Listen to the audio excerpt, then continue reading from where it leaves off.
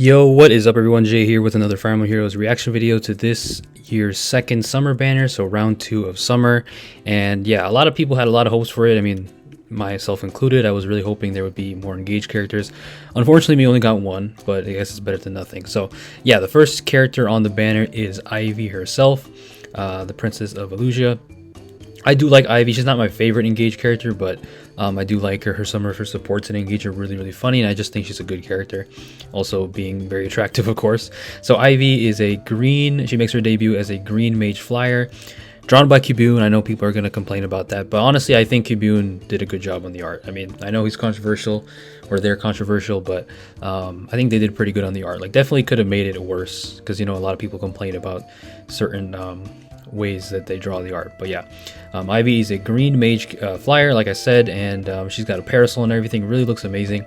And her tome is Divine Draught. This gives her -1 cooldown, and if unit is within 3 spaces of support partner, unit can move to a space within 2 spaces of that ally. So that is really good movement. But of course, it does require a support partner. At the start of combat, if she's alive, she grants +5 to all the stats. And also, if unit initiates combat or unit is within 2 spaces of support partner, or penalty is active on the foe. So it's good that at least there's the second condition, so you don't have to have necessarily a support partner. You grant the following effects to unit during combat based on how many of those 3 conditions apply. If greater than or equal to 2, unit attacks twice. If equal to 3, deals damage equal to 15% of the greater of unit's attack or foe's attack, excluding AoEs. So this is a interesting weapon. We've definitely had, like, you know, complex conditions, but not one based on how many conditions. I don't think we've ever really had a weapon like that. So not only does she have to have support partner to really get everything, but she also has penalty condition and also following effects depending on how many conditions are met. So she can attack twice for a brave hit and also deal true damage based on 50% of the greater unit's attack or the foe's attack. So that's pretty cool, honestly. I like this weapon. It does have that support partner kind of unfortunate condition, but still, it's very strong if you do get it to work. Obviously, though, in stuff like Aether Raid's defense, if you want to use her, you know, those conditions aren't really going to be met because there's no support partner when it comes to AI moving. So yeah, that's a bit of a drawback, but still pretty cool weapon. She comes with Glimmer, Still Water 4 to increase her attack and resistance. Sabotage attack res, we just had that on Mark a couple months ago.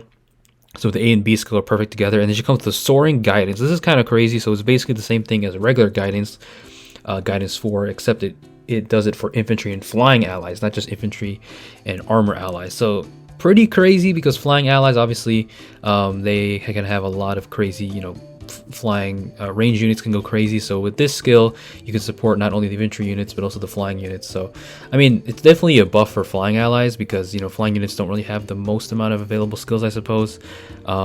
But in terms of like movement, armors definitely benefit more, I'd say. But still, flying allies, you know, they don't really have to run like flyer formation or flyer guidance and stuff. You can just have soaring guidance. So that's the new one, and also has the partial follow-up if you're greater than the foe's speed. So yeah, Ivy's no joke for sure. Her art's amazing. I really do like Ivy a lot. She's not my favorite one. My favorite engaged girl is Lapis.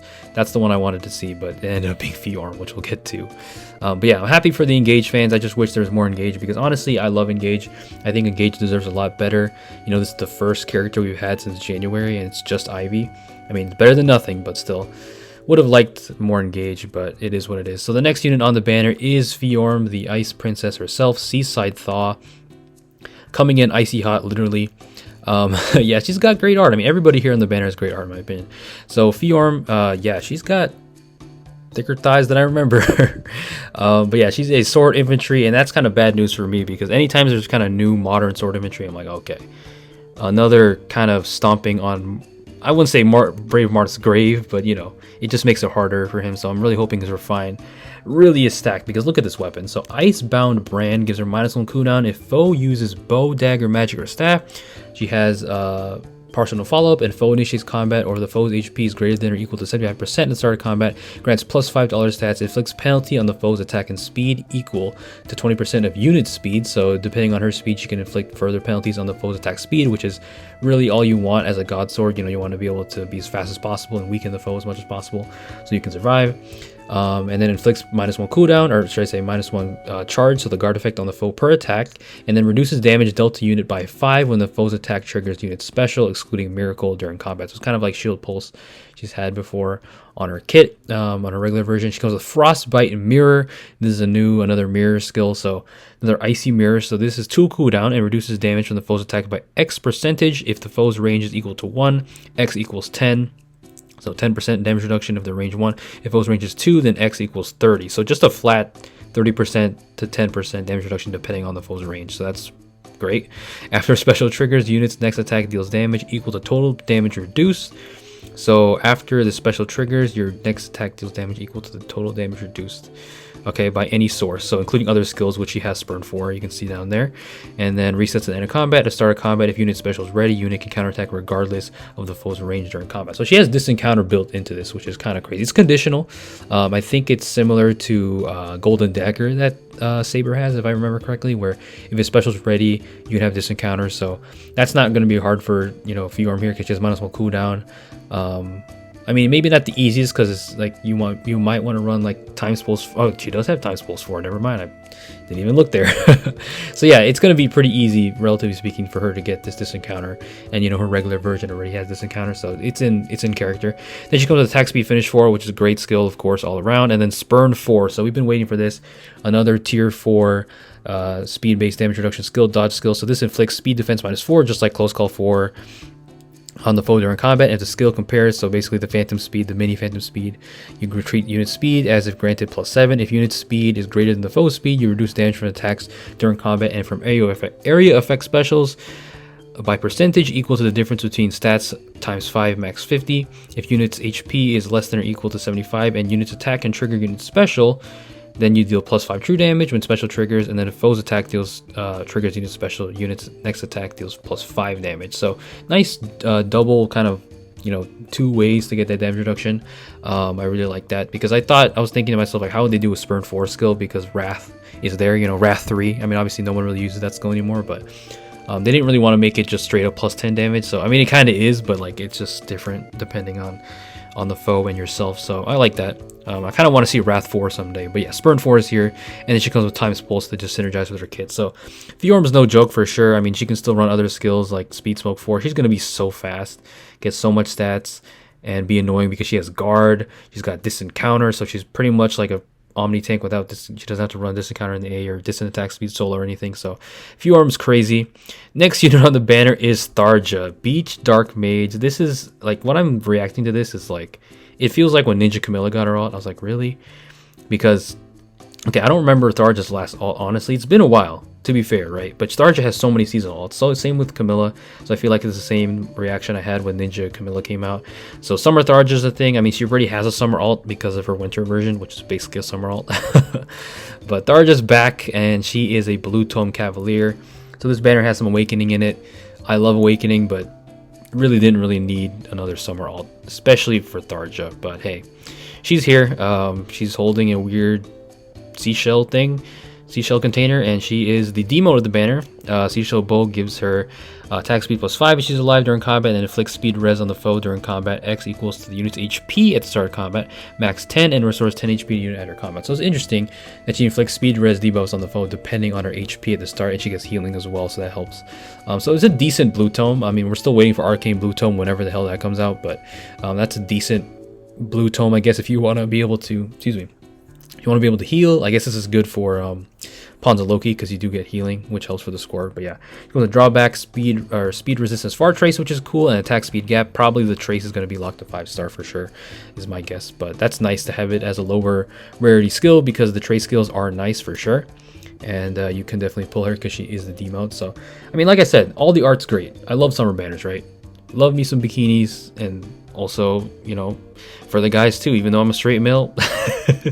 Love to see guys, but there's no guys on this banner, unfortunately. There is the male as the TT unit, but hey, I just wish some of the choices were better for the characters. I think there could have been more engaged characters, less Awakening. I mean, come on, Tharja, like I said. But they still look great. I think art looks great, and this one's no exception. We thought it was going to be a harmonic, but it's actually a duo. It is Ymir and Air. Definitely a possibility, because they're kind of a duo already in the story. Seasons of Life. Really cute art, and it's always nice to see Air smile. I think that's really cute because, you know, she's been traumatized to hell and back, so literally to hell and back. So it's nice to see her, even if she's the backpack, to just be smiling here with her friend Ymir. And they are a colorless tome infantry, so we have another colorless tome infantry to worry about.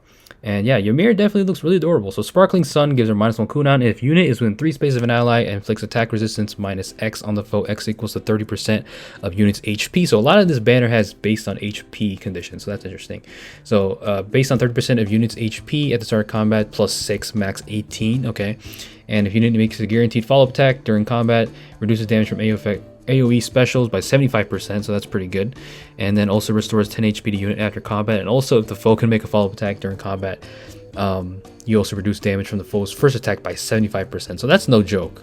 You get AoE damage reduction and also first damage reduction by 75%. Obviously still pierceable by Deadeye and lethality and stuff, but that's a lot of damage reduction. Basically taking no damage on the foe's first attack. She comes with Moonbow and then Fire Flood Boost 3. So boost skills, I was always wondering, when are they ever going to make tier 4 boost? They didn't really do that. They kind of did. I mean, it's still technically a tier 4 boost skill, I think, you know, in terms of SP, but it's a mixture. So Fire Flood Boost 3 grants HP +5 at the start of combat. If unit is above or equal to 50% HP, you grant attack resistance +7 to unit during combat. So compared to like Still Water, you know, this is not a visible stat boost, it's just during combat, so that's the difference there. And also, if unit is within 2 spaces of an ally and also has HP greater than or equal to 50%, you inflict special cooldown charge -1 on the foe per attack during combat. So that's pretty cool. So basically it's more stats, more HP, and also guard. So that's pretty cool. I mean, yeah, I mean, think about it. It's almost like a better stance skill if you can meet the conditions. I mean, stances are easier, you just have to make the foe initiate. But if you're above 50% and also you have an ally with above 50% HP, then you also get the guard effect. So in a way, it's kind of better than guard because not only do you get one more attack or whatever stat, so stance skills give +6, right, to 2 stats. This one gives +7 to 2 stats and HP. So it's kind of better than stance 3 skills at this point, a little bit. I mean, it just depends. Stance skills still a little easier to trigger, I'd say. But I mean, if you're trying to be defensive anyway, you ideally want to have above 50% HP anyway, you know. But yeah, that's one thing to think about. So Fire Flood Boost 3 is definitely pretty cool. Mystic Boost 4, we've seen that before already. It has the attack debuff, also has the adaptive damage neutralization, and also has you know, you can counterattack against everything and 10 HP healing. And then Ever Living Domain, which Ymir already has on her base version. And I have a Ymir myself, and Ymir is really annoying to deal with sometimes and really fun to use because you can just survive. I know Fallen Maria exists, but Ymir is still pretty good, and this is still good on this version. That's also infantry this time instead of being a cavalry unit. So there's Ymir, enjoying the weather, just going to nuke this red bow to somewhere else. And yeah, so I do like the Ymir and Air choice. I mean, I thought it was going to be harmonic, you know, like a heroes character with someone else, but they just chose to be 2 heroes characters, and I do like Ymir and Air, so that's pretty cool. Dual skill, neutralize any penalty on unit and allies within 2 spaces and restores 20 HP on those to unit and allies from those games. So very very simple dual skill, honestly. I kind of expected more at this point, but yeah, you can still activate it again, so there's that as well. So you neutralize any penalty, so I think it's kind of what Ymir does on her weapon. I think she also neutralizes penalties, right, if I remember correctly. So yeah, it's in character. So that is pretty much the banner. It's all girls. Yeah, like I said, I'm a straight male, but I would love some guys too. We need some representation for the dudes. At least the TT unit's a guy, right? But of course, they leave the TT unit as a guy. There's their stat spread: 59 base attack, 18 speed. So like just like Ymir, unlike Air. Air is really fast. They're not really fast, but she's pretty fast, right?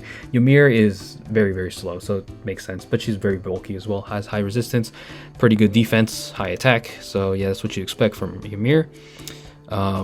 When is the original Ymir gonna get into FEH from Shadow Dragon? Shoutouts to Ymir. But we have the FEH Ymir and their summer version. So really cute. Like I said, I think all the art is great. Fjorm, I like Fjorm. I don't have anything against her, but man, why did you have to get another alt? Same with Tharja. Like, come on, man. But main people I like is definitely Ivy, Ymir, and Air here. So yeah, that is a summer banner, and that is Donnel as well. There's Donnel. I was like, is that? I had to take a double take. I was like, is that Donnel really? You know, pothead Donnie coming out of taking his pothead off and using a straw hat. I mean, it makes sense, right? Let me look at Ivy again. Does she have the barbecue thing on her head? She doesn't have the barbecue thing on her head. I mean, she still kind of does. I mean, it's a hat that has kind of a barbecue pattern on it, but it's definitely not a whole barbecue metal grill thing on her head. I always joke about Ivy having that, but she took it off, which is great. Makes sense. Same with Donnel, right? He took off his pot head. You don't really want to wear that at the beach. That's not really ideal. So I'm glad that they're still, they didn't just stick with it for this summer banner. Yeah, Donnel's an interesting choice. I guess they wanted to make it Parsley Awakening with Tharja, but I don't know. I just feel like if you want to have, you have a bunch of hot summer girls, and you have Donnel, who I'm sure he's gonna have abs and stuff. I'm not saying Donnel's weak, because he can be very strong, but like, he's still a kid, right? You want to I don't know, to cater to the hot male demographic. I feel like they could have picked a better character who's a bit older. Like Diamant would have been a cool TT, man. That would have been so cool. Like, why couldn't they put more Engage on this banner, man? I really wish. Engage deserves better, but I guess we'll hope for future seasonals. There's still the rest of the year, right? But the fact that Ivy was the only character on here is a bit disappointing. But yeah, I like the art overall. It's just better choices, I think. And before this banner came out, I was like, let's hope. I was really hoping that this banner wouldn't have any controversial picks or controversial things, but of course it did, even more than the last one. But yeah, that's the summer banner, guys. Let me know what you guys think down below. We're going to be summoning. I'm not sure if I'm going to be summoning. Probably not. I mean, some of the skills are nice for sure, but I don't think really any of my units that I really mainly use would like to have it. I mean, some of them would like to have it for sure. Spurn 4 is cool, but I don't know if I'll pull Fjorm. I'd like to get someone for free, of course, but we'll have to see about that. I already used a lot of my orbs already for Asker, so yeah. But yeah, that's the summer banner, guys. Leave a like if you enjoyed the video. Let me know what your thoughts down below. Please stay safe out there. Peace out.